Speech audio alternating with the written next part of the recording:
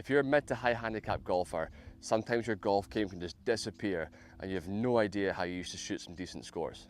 For myself, as a 9 to 10 handicap golfer, sometimes I can shoot incredible rounds and sometimes I can forget my fundamentals and shoot 18, 19, 20 over. And it's not until you strip it all back that you realise why you're making those errors. You're overcomplicating your game. Doubles, triples, making poor decisions. Let's go back to the simple golf we were playing before. Let's make some informed decisions and let's go back to hitting normal shots and not trying to overcomplicate our golf game.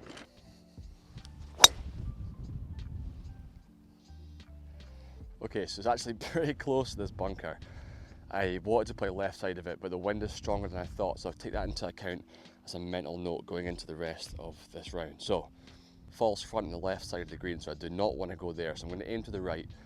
This bunker for high handicappers, a lot of you go thinking about this bunker going, oh no, if I thin it into the bunker it's going to be an absolute disaster. But forget about that, the bunker is not there.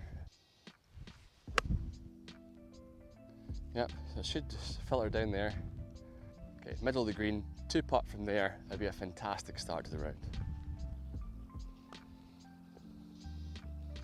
Break. Oh, that's so jammy. But a very good start, pretty easy golf. Something I didn't really learn until recently was where you tee off from has a massive impact. So the wind is off the left. If I tee off from the right side, I'm going to be hitting into the wind. It's not going to go as far. For me, I'm a fader, so if I start on the left side of the tee box and ride the wind down the left side of the fairway, it's going to be way more consistent. I found that in my rounds recently. I've been teeing off from the right because I feel quite comfortable, but it hasn't been going far at all. So I've been teeing off from the left side. If you're a fader, I'm not going to say it's a cure, but give it a go. Let me know in the comments if you do this as well. If you don't, go and try it and get back to me. Yep, perfect. Because this hole's one of the hardest on the course, I'm an 8 or 9 handicapper, I'm getting a shot. So if I don't get a par, it's not the end of the world. So I'm playing this for the bogey. If I get a par, fantastic, but I'm not going to be too stressed about trying to get in and around the pin in 2 or 3 shots. So I'm just going to try and play a little bit shorter. As you can see by the fairway and stuff here, it's pretty dry at the moment, so anything short is going to pop up there. I'm going to play short regardless, aiming in and around 20, 30 yards short of this pin of the green here, and it might pop up. If it doesn't, I'm going to stay out of danger and I might get the chance at the par. Okay, it's a bit lower than I wanted it to be, but it should run up to about 10 yards short. It might pop on the green. Game plan's pretty sound. Again, I'm going for a bogey here, so I'm not getting too stressed. A lot of times, like as an 8 handicap golfer in these situations, you think to yourself, oh man, I need to get it close. If I 3-putt from here, it's a disaster. I'm not even on the green yet, and it's one of the hardest holes on the course. Don't stress out about it.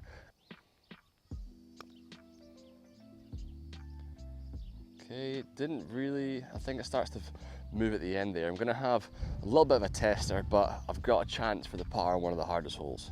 Hit it at dying pace and just give yourself some ease. If you miss it, it's not the end of the world, as long as you don't have a long putt on the way back. Very nice. So a par on one of the hardest holes. I'm currently 1 under. I'm not playing great golf. I hit 2 slicey drives, well not slicey drives, fadey drives. I'm not a big hitter. Rode the wind, a little chip, the 6-iron, 2-putt, and I'm 1 under after 2 holes, which is outstanding. In terms of mental game in golf, I've been pretty bad at this in the past, but when you play well, or you've had a really, really good start, in your head you start to think, oh, when's it going to unravel? Is it going to be this hole? So you stand in the tee box and go, oh, please don't put it in the bunker. If I get a double here, it's going to be so embarrassing. Do not think about that at all. Again, I learned from watching like Golf Sidekick that the next hole or the next shot is the most important. So I'm thinking about it right now. The pin's 160. It says here that it is 19 yards on. Now, the only danger I can see really is the bunker right in the middle. The bunker on the left, it should be out of play. The bunker right in front of me is 130. So I need to choose a club that's over 130 and in and around 160. The pin's 160, but it's right in the middle. So I've got like 15 yards beyond it and about 25 yards in between it. So I've got like 2 or 3 clubs I can choose from. As long as I go over this first bunker, I should be able to par or bogey. This green is massive, as most greens are. That's lovely. Okay, we will see. It's definitely over the bunker and it should be on the green, so try and 2-putt from there. If you've watched the channel before, you'll know that I've gone through the putting yips. My putting has been horrendous in the past, and one way I've started to overcome it is to imagine like a white circle or a circle around the hole, something that'll definitely make. I know I'll make most 2-footers. If I can get it within a 2-foot circle around the hole, I'm more than happy. So I'm imagining that circle and I want to stop the ball right in that little circle, tapping for the par. I might actually go in. Oh. If you haven't already, please make sure you take the time to leave a like on this video. It helps this video get pushed by the algorithm, and it also helps my channel grow, so I'd appreciate it so much. Also, comment below, what is your best score over 18 holes? I want you to include your handicap and what course it was on. I'm just quite curious who watches my videos, high handicappers, mid handicappers, and what sort of scores they shoot. So comment below your best score over 18 holes, and if you haven't already, make sure you subscribe to this channel. I've got break 80, break 90 videos coming up, and I'm also playing some of the best golf courses in Scotland this year. Make sure you subscribe. Let's get back into the video. I'm not gonna lie, I'm feeling a little bit of anxiety. So this is one of the hardest holes in the course. It's a very long par 4. It's into the wind. The wind's kind of off the right into. So if I'm hitting a fade, I'm gonna aim a little bit more straight because the wind should counteract it. But I am feeling a little bit of anxiety at this point. This tee shot here, what is gonna be the best outcome? Now, right is dead, absolutely gone. There's a burn all the way down there. If I go that way, the ball's dead. So if I miss left, it's gonna be absolutely fine. Again, because it's one of the hardest holes in the course, I'm going for the bogey. So if I go for it in 2 and I screw up the second shot trying to absolutely smash it, I can get doubles and triples. But if I play bogey golf, try and get in and around the green in 3 shots. If I can get close to the pin in 3 shots, I'll be so happy. But let's aim left side. If it fades, it fades. If it doesn't, it's gonna be fine. Left is the miss, so I'm gonna aim on that left side. It's fading, it's got to sit a little bit, but the wind has caught it, so it's fine. It's actually not gone very far at all, but it'll be okay. I think I caught it off the heel. Beyond lucky. A few more yards to the right on this fairway would have gone in the burn, so I'm glad I aimed that far left. It's a really poor shot, but because I took that precaution there, I'm safe still. I've got a long way to go. I'm not even going to zap the pin at all. I'm going for this bunker on the left. The bunker is 194. No, that can't be right. Yeah, 194. So if I can maybe hit a 6-iron just right of it, it shouldn't go in it, and it'll leave me a wedge into the green. Again, we're treating it as a par 5. A bogey here is pretty good. Yeah.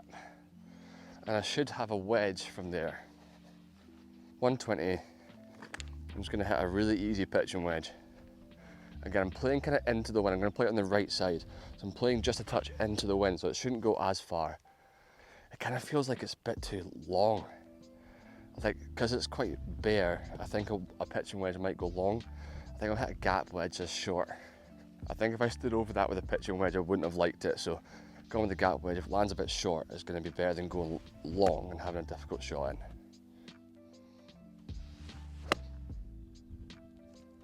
Sit there. I'm not really sure, I can't see it, but felt good. It's breaking massively right to left. I'm gonna have to give it a bit of a welly. I'm gonna aim to the right side, try and get it within 2 or 3 foot, give myself the chance at the bogey. Break. Okay. Didn't break as much as I thought. I've got like a 4 or 5 footer for the bogey. I pulled it. Okay, in for the double. Not great, but because I'm playing it as a par 5, it only feels like a bogey. Little setback, but the game plan does not change. I'm still playing simple golf. I'm 1 over at this stage. I've been in the past, I've been like 5 or 6 at this stage, so I'm playing some good golf. Now, this hole is hard. It's a short par 3. It's on a little island, so you have to get it over. The pin's 145. I'm gonna go over this tree on the left-hand side. There's loads of room to the left. There's no room on the right, so safe play is left side. It's just right of it. It's got to sit, I think. Sit, sit. Okay, it's gonna be touch and go. A bit too much fade on that one. Okay, we just jumped in the water. The ground is pretty bare, so there's not a lot of spin going on. Anyway, dropping here, we still have the chance at the bogey. 2-putt here for a bogey. I'm not worrying too much. Just try and get it in the bin lid. Again, 3 feet would be fantastic. In right side, letting it filter down there.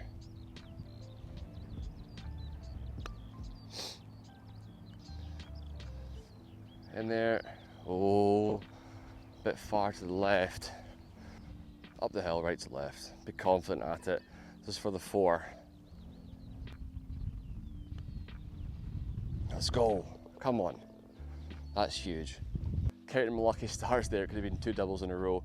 But the game plan has not changed. I'm staying focused. I'm forgetting those 2 shots. Does not matter at all. So, same game plan as the first hole and the second hole. The wind is going left to right, so instead of hitting straight into the wind and it going flying left to right and not going very far, I'm going to ride the wind down the left side of the fairway. A lot of fade on it. Yep. Carry the bunkers, pushed it a little bit, but because it aimed that far left, it's fine. I've actually pushed it a touch. It was over the bunkers, like I said, but it's in the rough here. It's sitting up okay though. These bunkers in front of me are 80 yards and the pin is sitting at 120. So I've got 40 yards of kind of like a safety zone, and if I want to, I can even go past the pin. I know it's difficult, but as a higher handicapper, I would be thinking about those bunkers the entire time. We're just hitting a standard shot here. Imagine you're at the range. 80 yards to the bunkers, I'm not even going to go in them. 120 to the pin, so I'm going to hit my 100-yard shot. And that gives me 20 yards of leeway before it goes anywhere near those bunkers. I pushed it a lot. Okay. Pushed it, but that club is a safe club. It's definitely over the bunkers. We're not a very good spot. I think if I was 10 yards left, it would have been fine, but I'm in this tough situation. Again, in the past, I would have probably putt it, but I've got this hairy stuff right in front. So if I putt it, it's going to stop in that. I'm going to have an even harder shot. So if you watch Golf Sidekick, you'll know this one. To reduce the errors and to stop you thinning out the leading edge, back of the stance, and you're going to raise the butt up. Again, raising the butt of your club up, just the leading edge, that means it's a more consistent shot. So I'm going to aim just left side of this pin here. In the air. Little putt and stroke, just pop it over this little hairy bit, and that should be golden. Very nice. Okay, about a 3-4 footer for the par. Oh man, gave it a chance. I just pulled it a touch, but that's okay. I hit a bad shot, so gave myself the best chance to recover. I didn't take it, but we're on to the next. Playing directly into the wind now. The biggest part of this fairway is about 200 to 210 yards. Anything past that gets pretty narrow and you're giving yourself the chance to go in the heather, which is, if you don't know heather, I'll show you in a minute, it is absolutely terrible. You do not want to be in there. So I'm going to hit a safe club here that's definitely going to land in the fat zone. I might hit it poorly, that's okay, but I'm making an informed decision. I want to be in the middle of the fairway if I can, and the biggest part of the fairway is about 200 and 210 yards. I pushed it. Okay, it's going to be in the rough, it's not going in the heather. So I'm so glad that I chose this club because, as you can see, this is the fattest part. I'm just off the right hand side. I've got a decent line in, to be fair, but I'm pretty safe. You do not want to be left hand side of this green because it's full of heather, really tough. So you want to go for the right hand side. So I'll aim for there. If it comes in, it's fine. If it doesn't, at least I've got a chance of getting up and down. Okay. Right side. Okay, I should be able to get up and down from there if I can, but I'm not in the bunker, so I'm pretty happy. Okay, so we're away from all the crap left hand side. This side's hard as well. As you can see, the pin's just after this little hill. So if I get it past the hill, it'll go past the hole regardless, but just get it up the hill. Anywhere on the green's pretty good, so over the top of the hill, let it run down. Okay, so it's going to go past the hole, give myself an opportunity at the par. again, taking your medicine there. It's always going to go past the hole. As you can see, this whole green slopes. So if I can get this in for the par, I'll be really happy, but chances are it won't, as long as I get it in the bin lid for the tap-in bogey.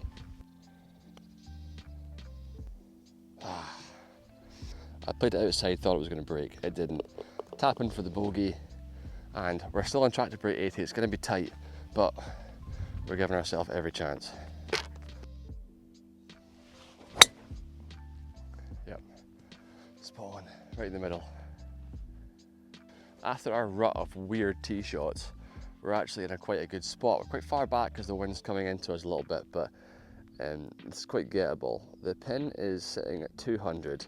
Before this green, because I played this course before this green's a little downslope. So if I can play it like 20 yards short, it should push on to the green. All I'm thinking about here is right side. There's a lot of bother on the left side again. There's a bunker and there's heavy rough. So if I can play it right side, the wind should kind of bring it down a little bit.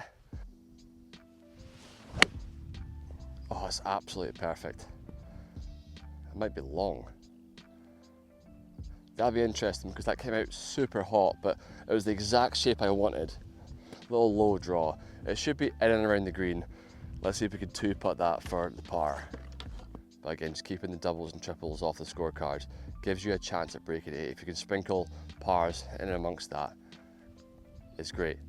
But let's just try and focus on getting this within 3 feet. Give myself a chance at the par.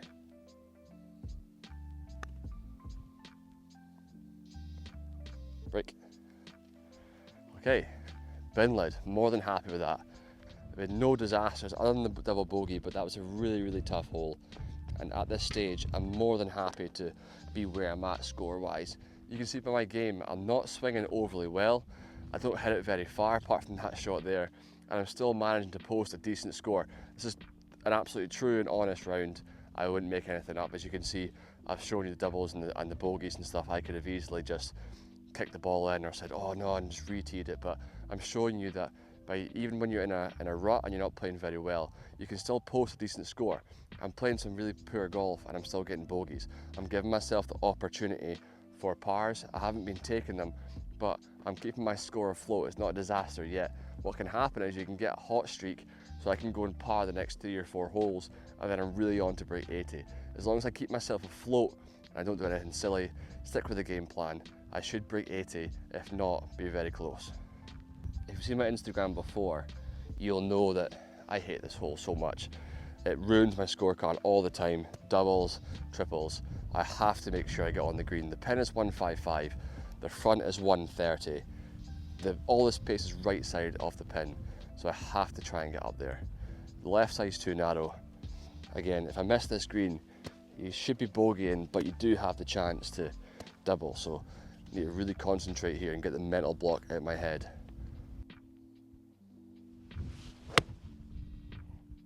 Get legs. Get legs. Oh, it's short.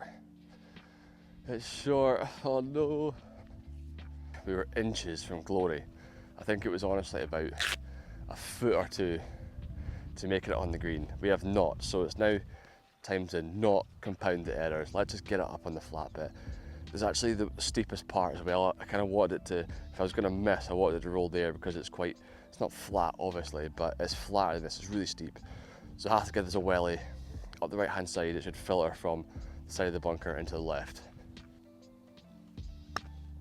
Get up. Okay. I'm not sure how close that is, but scary. Let's give myself a chance here again. Bin lid is more than good enough. If I can just filter in within a foot. But again, it might drop in for the par and I'll take that all day. Let's do it. Right side. Dying pace. Come on. Oh, the line was there. Tapping for the bogey on my bogey hole. I think I'm sitting at 5 over, so the little rut has been quite poor, but at the start of the round and throughout the round, even though I'm playing poorly, I've managed to keep my score afloat. I'm going to just smooth my swing out because my driver hasn't been great recently. So just really, really smooth, just focus on contact.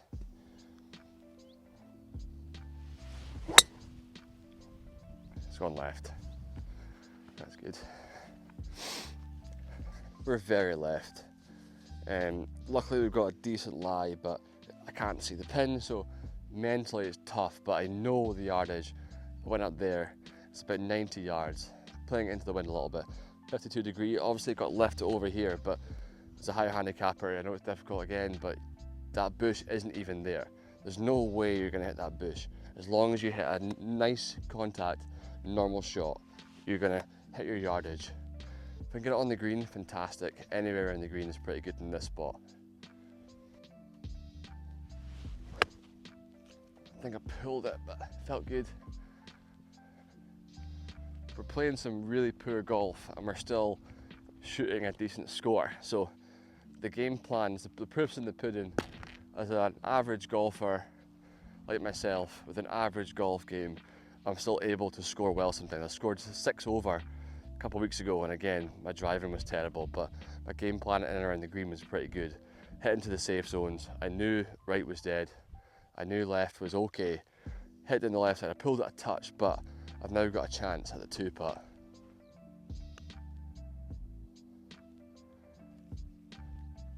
Go. That is so lucky. Oh man. Whew. If you enjoyed this video, please make sure you leave a like and subscribe. If you didn't enjoy this video, make sure you comment below as well why you didn't enjoy it. How can I improve my videos? Let me know below. I've got other videos on the screen right now, so if you want to watch them, go and click on them. Thanks for watching.